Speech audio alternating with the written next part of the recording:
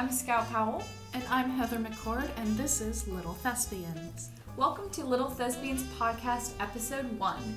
You know, Heather, I've been wondering about how children are introduced to the theater environment. Is it company-based? No, not necessarily. In our first episode, we got a hold of the company manager of the Delaware Children's Theater, Donna Swajeski. She enlightened us about how community-based theater can be just as valuable as company-based. Let's listen in to what Donna has to say. To start off, can you describe what the artistic director does at the Delaware Children's Theater? Yes, the artistic director is really the first chain of command.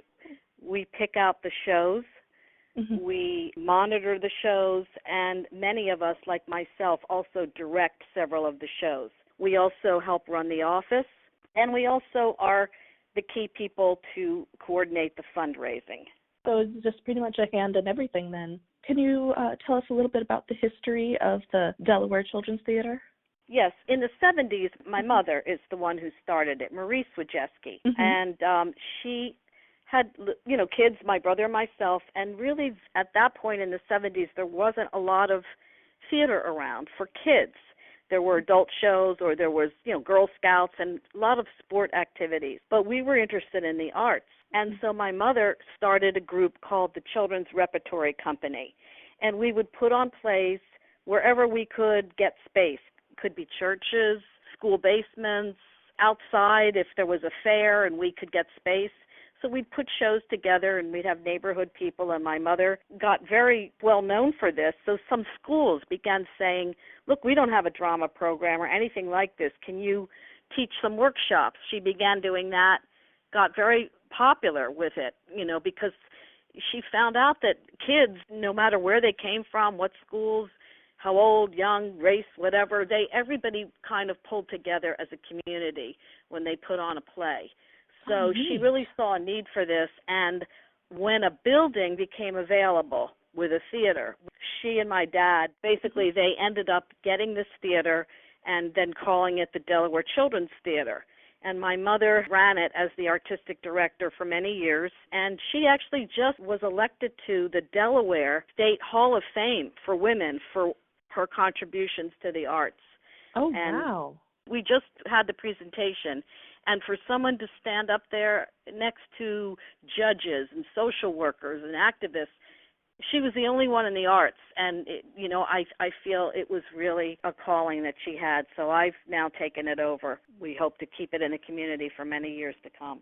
So community-based, would you say that would be... For community-based theater, what it is we like to say that we are community theater with professional standards, meaning we audition kids based on talent. We really get the best people. It is a community organization in that it is about 60 volunteers per show that really help us do everything from costumes to sell concessions, wrangle the kids, that kind of thing. Is the theater open to new child actors, as in people that are just starting out, if they have the talent? We have open auditions, but they must be 8 years old. In fact, one of our kids that we found about 2 years ago has just been cast in a Broadway national tour. And he came out of nowhere, and we found him, and he's now young Simba on, I think he's touring around Cincinnati now, and I think he's going west. But the major thing is we do have adults mixed in with children, because these are really professional singers and dancers and actors, and also they help mentor the kids, so it's really a nice blend. What are the resources available for new child actors to get them started? Basically it's on talent. If a child, all a child has to do is sing 8 bars of a song. It can be do, re, mi.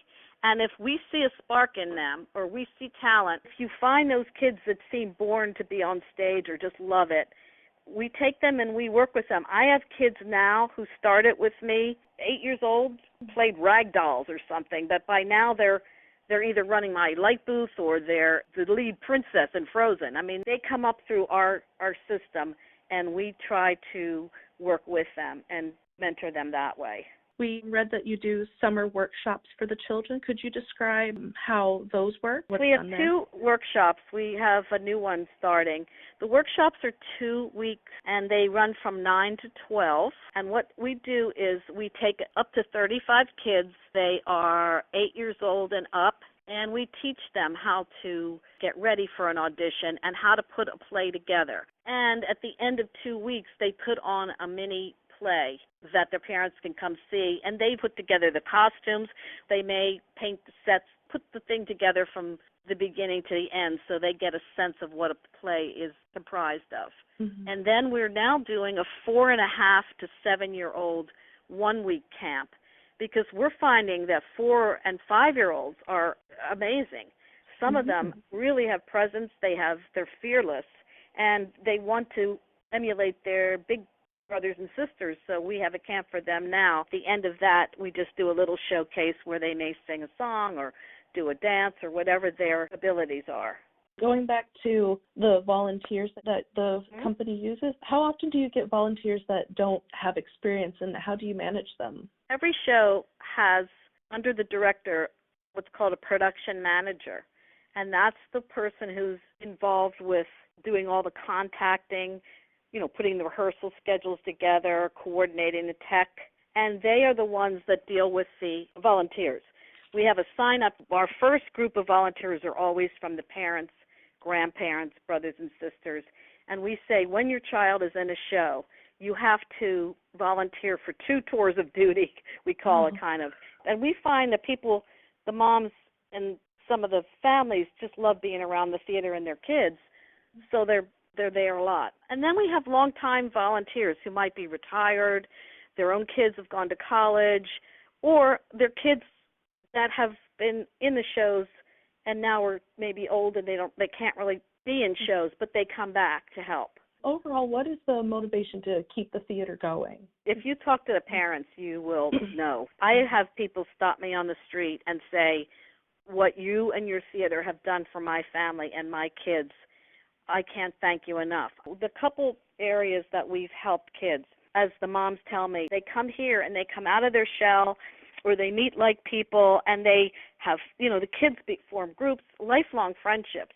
We have that, and we also have a lot of kids, parents who say to me, this is the only time that we are together as a family. We all come out to the show, we sit together. I think for that reason, I think it's really important to keep it going if you care at all about community. That community theater that you're running sounds absolutely amazing. The only thing I would just say is that, don't underestimate theater. The arts give you a background, it gives you empathy, it gives you a chance to work with people, to understand how to be a team. So I really think that theater is underestimated in the formation of a child's life.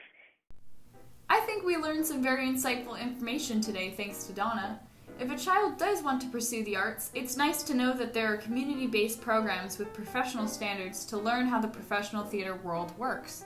On the flip side, if they don't want to pursue theater in that way, the Delaware Children's Theater can still have an impact in their lives, as shown by the previous students coming back to volunteer.